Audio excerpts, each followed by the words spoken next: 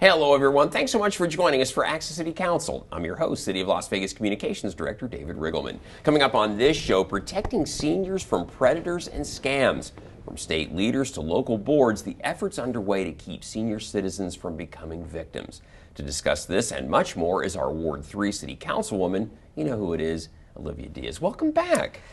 It just goes by super it does. fast. I know. And here we are. September already. Hopefully we're going to get less than 100-degree heat from here on. That's what I'm putting out in the universe. Oh, we need it. I know. No more triple digits. I think that's what I deserve for my birthday. I like that. September is my birthday month, so. So you hear it right there, Councilwoman. Yeah. For her birthday, no more triple digits. But also, what's in September is Grandparents' Day. Exactly and right. That's what inspired our lineup today. Yes. Is to give some love back to our seniors. My parents are grandparents. I'm actually Mimi to two fabulous little boys. And so as technology continues to evolve, some of us feel like we can't keep up. And how do we protect ourselves? Exactly. That's our topic today. Very good. Very good. Help me intro that.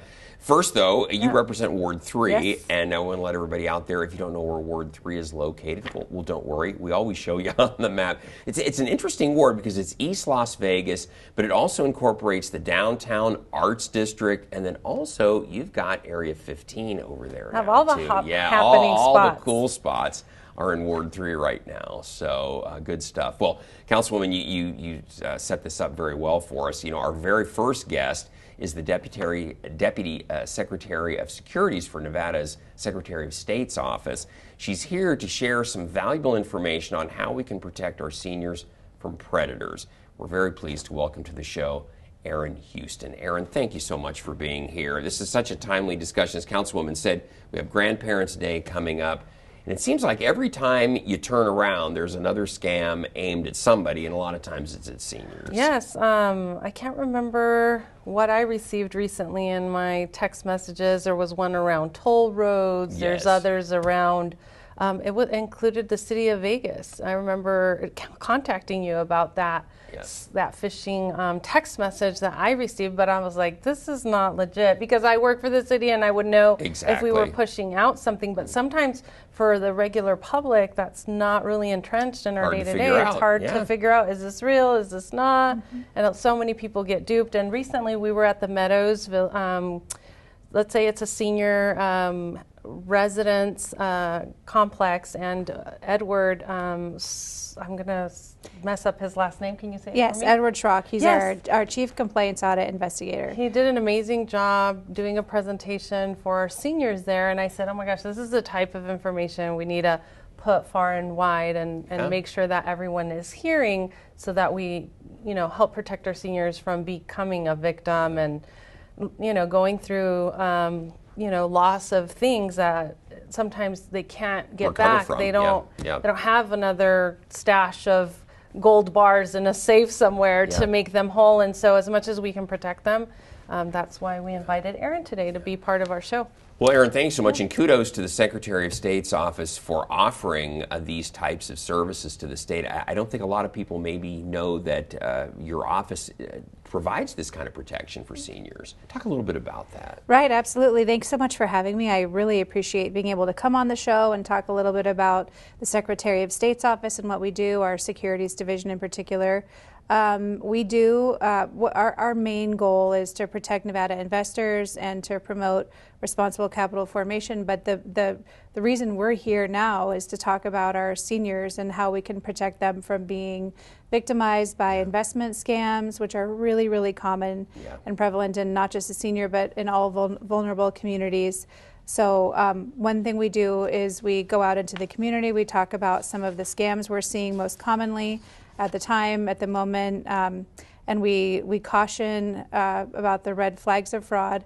And I can talk a little bit about those now. Yeah, let's do that. Okay. Hit on some of those. That's good information for everyone. Great. So one of the most common things we see now for the senior community, in fact for all communities in Las Vegas and across the country, are cryptocurrency fraud, where people are meeting other individuals online. It could be through a chat room, or it could be through the comment section on a Facebook page, or even the comment section on an article you're reading on a different news site, and you will see somebody say, hey, I've got this great way to make money, message me for information, and you'll engage in a conversation, and you'll usually be directed to a third-party website which will talk about a cryptocurrency platform. And unfortunately, in most cases, these cryptocurrency platforms are not real. They're full on scams, and they induce individuals to provide money, and then that money goes out of the country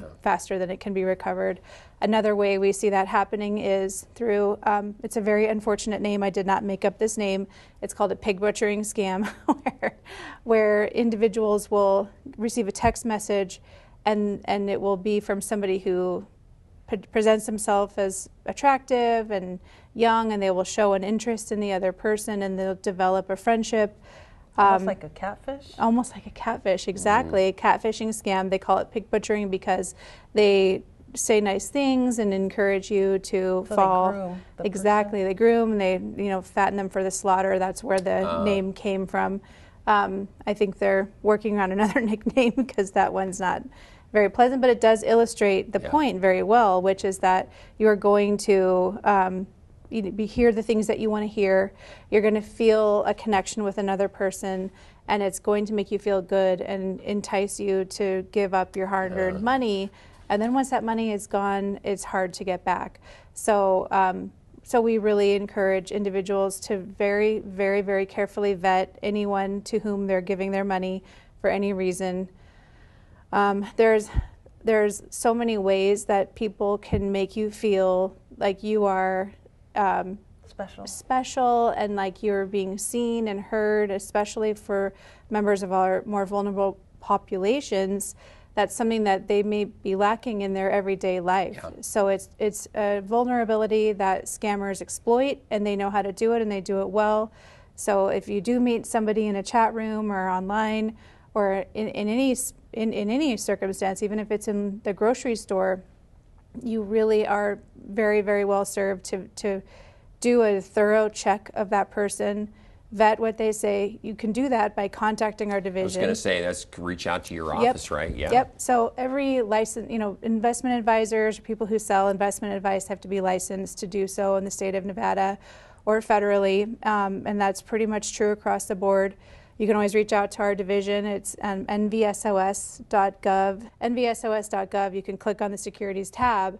We'll have information. You can file a complaint with our office if you feel that you've been scammed, or if you have questions or concerns, you can call 702-486-2440, and you can be connected with one of our investigators of the day. We'll look up the person who is trying to sell you whatever product it whatever is. It might be, Give you some information about whether there's anything in our systems that they'll have registered or they're licensed, and give as much information as we can. Erin, we only have about another minute with you. I wish we had much more time. If there's any piece of advice you could give to the viewers out there, especially if they're seniors or that they've got a relative as a senior or a friend, what would that advice be? If there's one piece of advice I could give people, it would be to do exactly what I just said, which is contact our division or look on investor.gov and search for the name of the person who is trying to sell you anything. Yes, just do your vetting offline. Don't just go from what you're being told. Do a secondary search and research, and be very, very careful and thorough in terms of investing. Yeah. If it's too good to be true. Yes, Councilwoman. Yes, I was absolutely. going to say, it's always the rule of thumb, too. Erin Houston, thank you so much. You've been just a valuable piece of information for our show today. We really appreciate it. Councilwoman, great idea to tie this in with Grandparents' Day, too, because this has just become all too common as an issue for us. Too common. Yeah. And we want to make sure everybody keeps their hard-earned money and invest it in things that will benefit them and their families. Hear, hear. So. Absolutely. Erin Houston, thank you so Thank much. you. Councilwoman, please stick around. We've got more to talk about. We have to take a quick break, but when we come back, we'll introduce you to a local board member working very hard to also protect seniors. It's right after this.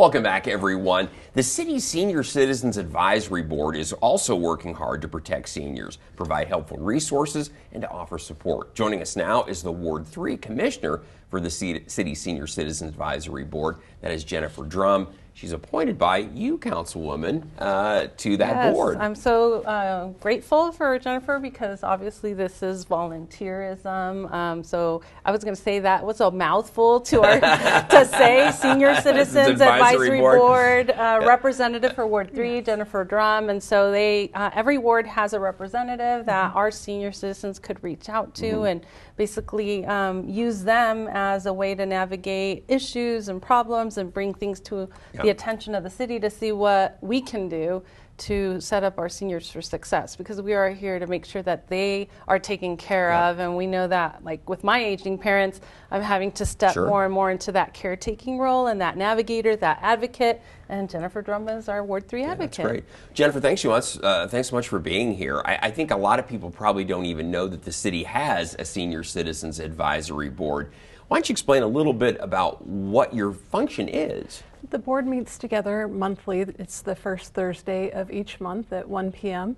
We get together as a group. We talk about what's happening in our area, what we're seeing more of, what the seniors need.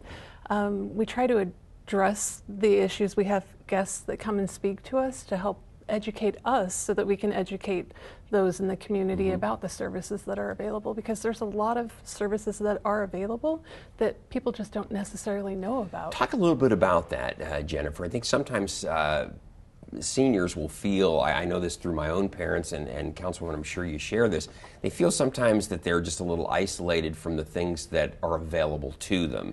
So talk a little bit about what we have that can help. The neighborhood services, which our group is under, they have put together a booklet that has all the resources that are available. There's more information that can be found on the city's website under the neighborhood services, the senior citizen section in there. There's a lot of services, like some of them would be if you're having a hard time paying your utility bills. There's resources within there that you can look at that will give you assistance or point you in the right direction. That's one of the things that it's really important to the board to look at, that we have been looking at, is like homelessness. And as you were saying, there's isolation. There's so much isolation with our seniors today. Coming out of COVID, that made an isolated group even more isolated. Right. Yeah, so no question about it. One of the things that we like to do is to be able to go around to our senior citizen communities and just, if they're having a meeting, be there, be present, so that they can give us feedback as board representatives, which we can provide back to the councilwoman and other council members. Councilwoman and Jennifer, what are you hearing from seniors typically when you get that kind of feedback? What are some of the things that you're hearing? Top of mind is how cost of everything is increasing. Yeah, I was going to say probably making retirement benefits are not. And so then how do they keep up with that increase in goods and food and medication?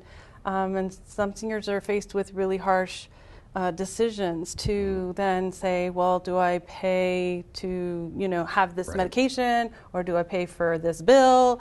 I hope that you guys are also being good ambassadors for our shift program, because then if there are some safety issues with the home that they don't have the funds to address themselves, then our shift program is income based, so if they qualify for it, we can give them that assistance and bring things up to code.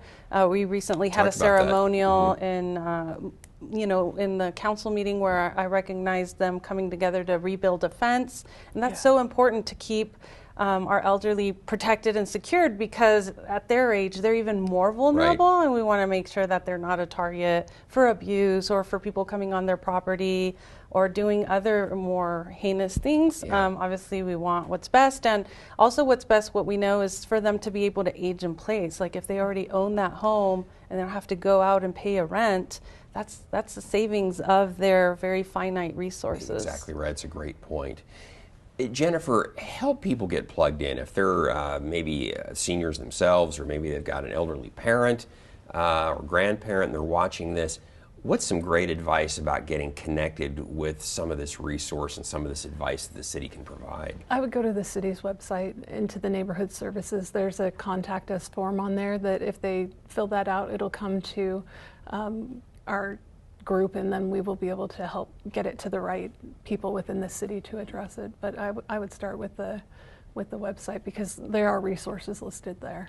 Or they can call our office. Yeah, for sure. Because I know my folks are not very web savvy, so a phone number always never hurts to put out there. So hopefully they can reach out. They can take note of it. I know we display it during the course of before the end of the city show access. too. So I hope they feel like they can call into my office, and one of my great team members will take note and connect them directly with the navigator. That's how so many of these situations where we've assisted with shift funds, or we lean on another nonprofit agency to help us resolve whatever matter comes up.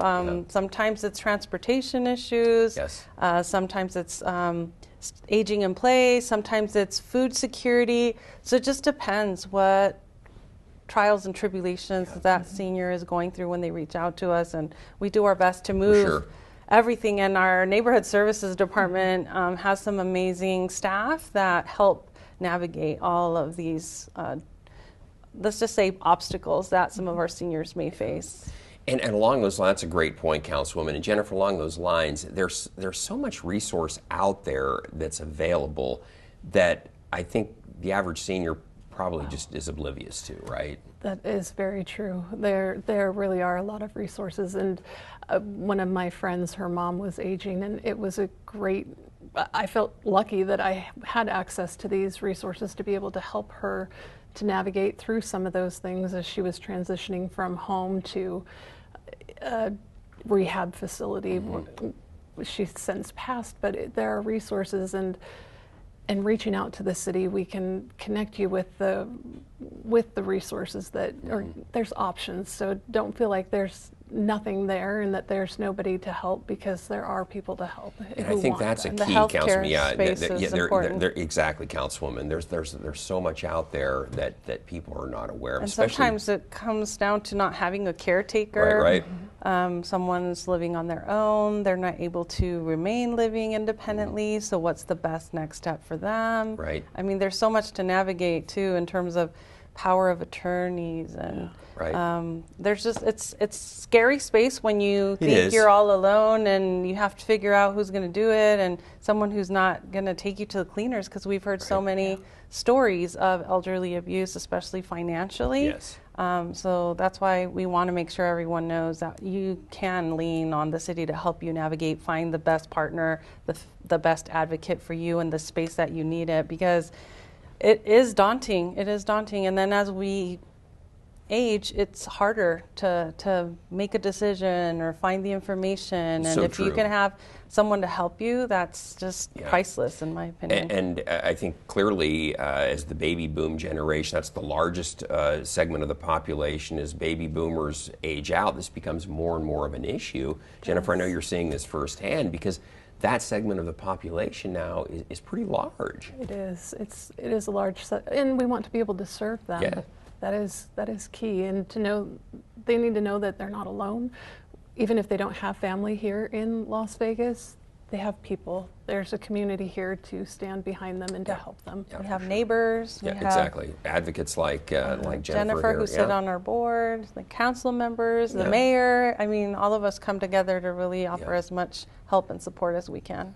Jennifer, we've got about one more minute left with you. Is there anything else you'd like to add, some other good information to share with our viewers? Just please reach out to us. We're here to help, and I don't want anybody to feel like they're alone, that there are resources. Please reach out, and we'll help try and connect you to the best resources that are available. Great advice. And again, if you don't know where to start, you can begin with Councilwoman Diaz's office, and they will get you plugged in. We can connect you directly to Jennifer or to whomever you need to be connected to. Great discussion. Thank you so much. Thank you for your good work. How long have you been going in this role? 5 years. Well, good for you. So you know what you're doing now. Yeah, exactly. Good for you. So, well, thank you so much. I know a lot of people out there. Thank you as well. And we'll have to have her come back with an update in the future and see how things are going. We should do that. Absolutely. So, all right. Thank you so much, Jennifer. Councilwoman, stick around, but we need to take another quick break. Still, when we come back, Councilwoman and I are going to tell you about some really great Ward 3 events that are right around the corner, so please stay with us.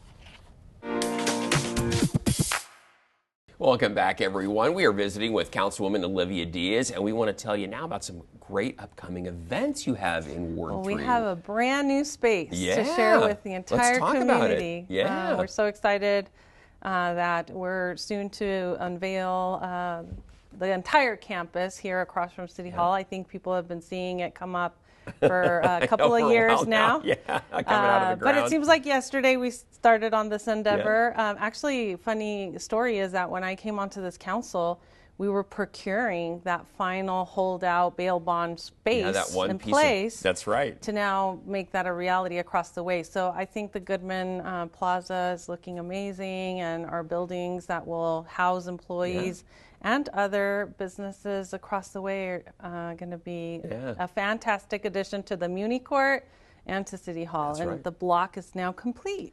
And we've got a great public space that's there. It's open for different events that are programmable. Yeah. And the first event, well, let's talk about one that's this. We have Hispanic Heritage Month is coming up this month. Yes, it's launching at the middle of September to the middle of October is Hispanic Heritage Month, and we've traditionally done something to, honor every community during their month that they're recognized, and so we're looking forward to hosting that event that you see on your screen at our newly unveiled Goodman Plaza. We're about to, ribbon cut it as you are viewing this, and it's going to be amazing. I just hope to be a center for, or also a hub for celebrations in the future. That's the idea. Let's say the Aces win the championship. We all gather at the Civic Plaza. Yeah, exactly. Let's say we get another Stanley Cup. Let's go down to the plaza. I like it. I like it. Or even watch parties for that matter. For sure. We got a great space there, especially for concerts, and we want to talk about that. There's a stage, and a grassy area, and everything. So as you saw on the screen, on Saturday, September 27th, from 4 to 9, on Goodman Plaza, which is right across from City Hall, we have the big Hispanic Heritage Month celebration. Food, entertainment, and it's all free, Councilwoman. All free. Yeah. So take note, save the date. Hope to see you all there. Exactly. Check it out. And then, to your point, the event to officially open Goodman Plaza across the way will be on Saturday, September 20th. This is from 11 to 4. And again, food, entertainment, and free concert out there as well. Yeah, so don't miss your opportunity. I know that we at the city have an annual picnic for our employees that we host every year, and this year we're going to give everyone the opportunity to come on down and show off our new additions here to their families, but also have a great time, and we're inviting the community to partake. Yeah, exactly right. And again, that graphic that you saw there had had a really good shot of what that plaza space looks like. It looks so green, and there's trees, and I took a stroll today as we went to recommending committee, and the trees have flowers on them, or some, I don't know if they were tall bushes, but something's in bloom coming down, and so it's just so refreshing to have a space where you can kind of be at one with nature, take a stroll, kind of, sometimes you just need to breathe and relax, right? Right. And again, we'd love to have the folks come out either on the 20th or the 27th to check whatever out the new weekend. check I out know the new we're plaza. all looking for budget-friendly things to do with our family. Exactly. Family-oriented events. This is it. These two are coming up for you in September, and the weather's going to get nicer. That's right. It's a guarantee because it's. I keep manifesting that. It's going to get. Right. It's going to get better and better every day. Exactly. So come on out, and did we mention they're free? They're free. Yeah, exactly. All right. Well, just for you all. Yeah, exactly. Just for you folks out there. Well, Councilwoman, great job. We want to tell everybody out there before we have to say goodbye. We always want to hear from you. So if there's something you'd like to share with Councilwoman Olivia Diaz, you can give her a call at 702-229-4623 or send her an email. The address is ward3@lasvegasnevada.gov. You can also visit the Ward 3 website or subscribe to the Councilwoman's newsletter. I'll tell you how to do that in just a moment. So Great to have you on the show again. Well done, great job, and we'll have you back in 6 weeks. The weather definitely will be cooler. Oh by yes, then, and pumpkin lattes. Here we come. That's right. Everything pumpkin is already out too. Can you believe it? It's like that started like it seemed like in August. So maybe it'll be Christmas by then. Right. So true. Well, good work, and we'll see you in 6 weeks. And folks, don't miss our next show. With Councilwoman Frances Allen Polensky beginning on September 11th. City of Las Vegas TV is streaming now. You can catch all of our shows on YouTube at City of Las Vegas TV. You can also watch online at lasvegasnevada.gov/connect. And be sure to subscribe to our newsletter that I mentioned. You can do that by scanning the QR code in the credits at the end of this show. Thanks again for watching, everyone, and we will see you next time around.